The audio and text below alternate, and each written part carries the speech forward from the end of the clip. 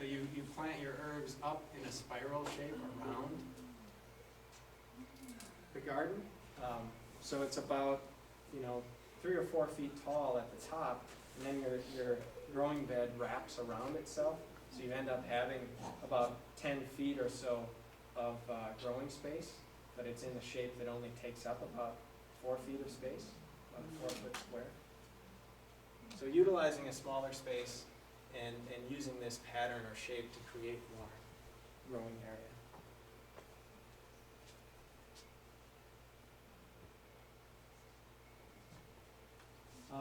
Another principle is accelerating succession. Can somebody explain what succession means? Anybody know what that means? It's the transition of an ecosystem or natural community from how it kind of originally started, or after a major change such as fire or flood, starts with like the pioneer plants, and then eventually moves to like a mature forested ecosystem. Mm-hmm. Yeah.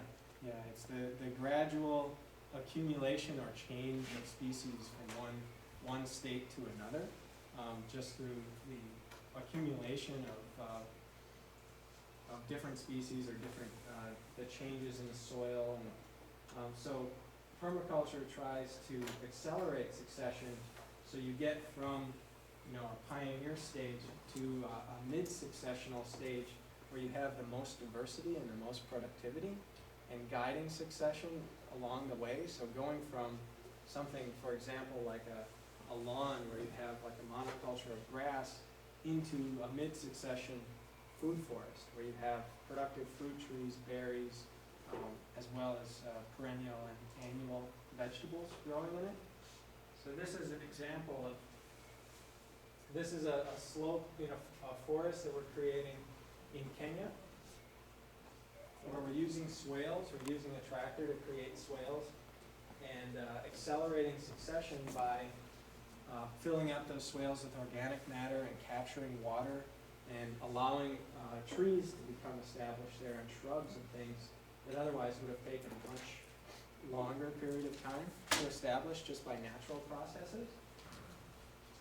This is also an example of a field in southern Wisconsin on my family farm where I grew up, that we put in a bunch of swales, and these are about 30 feet apart, where we planted fruit trees along them. So doing a very similar thing there to accelerate succession. This used to be, just a few years prior, was a crop field growing corn and soybeans, and so we went through a transition using cover crops, growing cover crops to improve the soil and to outcompete weeds. And then we planted swales, or we dug the swales and planted fruit trees and lots of perennial wildflowers along those swales. And now this is turning into a food forest.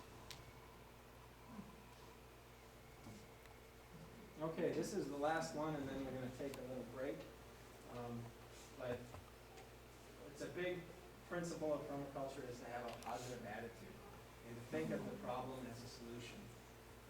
These are a couple of people that I find really inspiring that I've worked with. On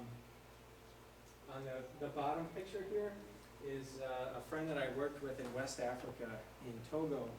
Her name's Helen, and she's standing inside of a coffee farm that she planted these trees that are now over 25 years old. And she's harvesting coffee, and we started a small project there. Their coffee was so low value, you wouldn't believe it, but they were getting less than 20 cents per pound for their coffee on the export market.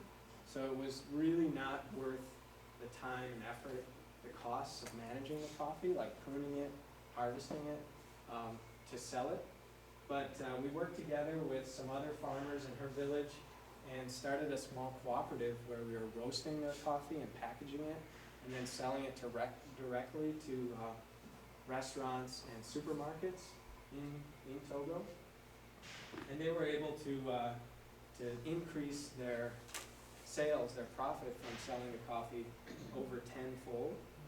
And then they were able to make investments to develop other things on their farms. Like this is beehive, that was one of the things that the group wanted to do with their income from coffee, was start to diversify their coffee farms. So they started learning how to do beekeeping and building beehives.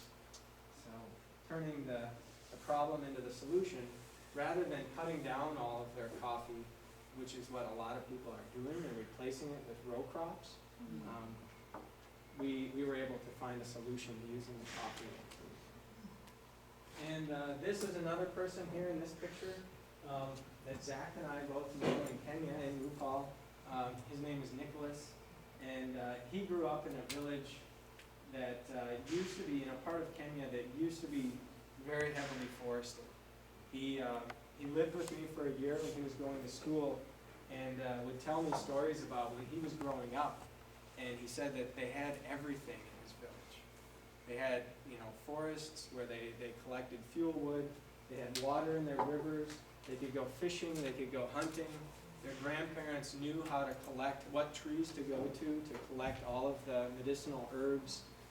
All of the fruits that they ate were wild fruits from the forest. And he's just a little bit older than me. He's in his mid-30s, and he's now seen all of that disappear. The country of Kenya in the last 40 years has become over 95% deforested. And the streams have dried up. People are cutting down trees to make charcoal. So it's a really devastating situation that he's seen in such a short period of time.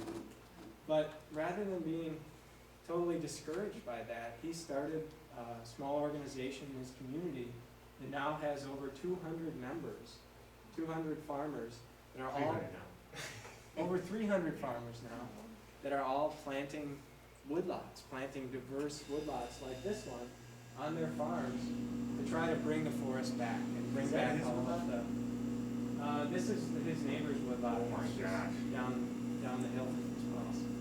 That was it was like a little seedling, and that was like 3 or 4 years ago. Yeah. I can't believe that, that's amazing. So they're really turning things around. They're starting with planting forests, but then they're also going to get more into other types of permaculture projects. So permaculture has really helped them get started on this as well. I'm kind of curious about a problem that we had at our nature center with permaculture and the problems and solutions. I was wondering if you had any creative solutions for this. But we finally just put a deer fence up around the whole permaculture site, which is kind of expensive. But the deer, they were just eating everything. And they had to replant twice. All the shrubs, all the fruit trees, all the nut trees, everything. But do you have any creative ways of dealing with that other than fencing? I think in a situation like that, when there's not people living there, it's pretty hard. Especially at a nature center where you're providing Yeah, we have all the habitat, for now we all have the animals, but then also trying to do a farm right there. For us, we have a dog, and so our dog roams around our property, and so that's actually worked pretty well to keep the deer away, although we still have deer damage. They still come and nibble on our trees. And a part of our strategy for that is diversity. And like the picture from our farm where we have these, there it is, these really thick hedgerows. Like here these pink pictures, there are trees there, and we're growing them inside of these 5-foot tall tree tubes, which aren't the greatest. I'm not a big proponent of tree tubes, but it was the only way for us to get our trees to get up above the height of where the deer would eat them. But after 2 years, we took the tree tubes off, and now the trees are growing, and we haven't had any deer damage on a lot of our other shrubs. We planted hazelnuts, we planted dogwood, a lot of aronia, which is a type of berry, and they haven't really disturbed it because we have so many other native flowers and plants growing right in there. And I think if we weeded everything, so it was like just the desired species that we wanted, or the ones that we planted, then the deer would probably come in and just eat them all down to the ground. But because there's so many other plants growing in there, I don't think the deer necessarily know that they're there, or they're not as interested in them. We also grow these, this is the area in between our swales is all a mixture of clover, and we actually use a food plot like cover crop, so it has sugar beets and turnips in it, field turnips and field radishes. And during the winter, the deer come through here and actually dig up the snow and get down there and eat those tubers, and then they don't eat our trees. So we're providing food for them in the system, because this is like, you know, in the wilderness, so there's deer and turkeys and lots of things everywhere that would otherwise eat our trees. What is your feeling about, like, we would put down, to keep the rabbits out of our garden, we would put down dried blood, which is a natural product that we could not buy, and we just put it down, and we Did you say dried blood? Dried blood. Okay. And, what is your feeling on that? To keep the deer from wanting to do that dirty? Blood is a great organic fertilizer as well, so it would be great for your soil, Right, even if it didn't work for. it should work for everything, it was great, Mhm. just as efficient. You just bought like blood meal or bone meal Yeah, or it's like, something? it was just blood meal, and you could get it anywhere, any garden store or anything. Mhm. And, I had researched it, and then we just put it down, and we stopped having problems with critters getting in there and eating, yeah, Wow, yeah. that's a good And it suggestion. fertilized the soil as well. Mhm. How are we doing on time? It's, 1:01. and we started late, so Yeah. we'll let you decide. Well, I'd like to do one little activity before we go. This is just a group activity, so I'd like you all to get a partner and take a sheet of paper with your partner. And there are some markers there, and there's some colored pencils here. So if you want to use some colored pencils or markers.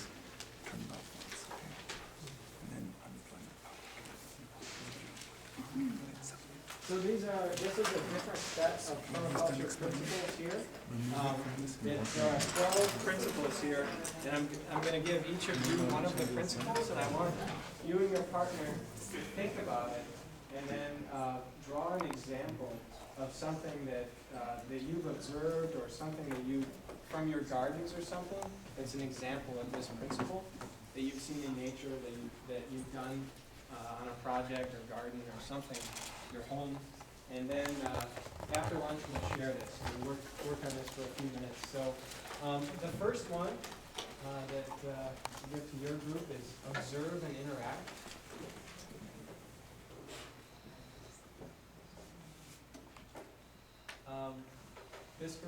Next group will be catch and store energy. So you have a partner yet? Or? Here's a gentleman. Okay, great. All right, the next one is obtain a yield. That'll be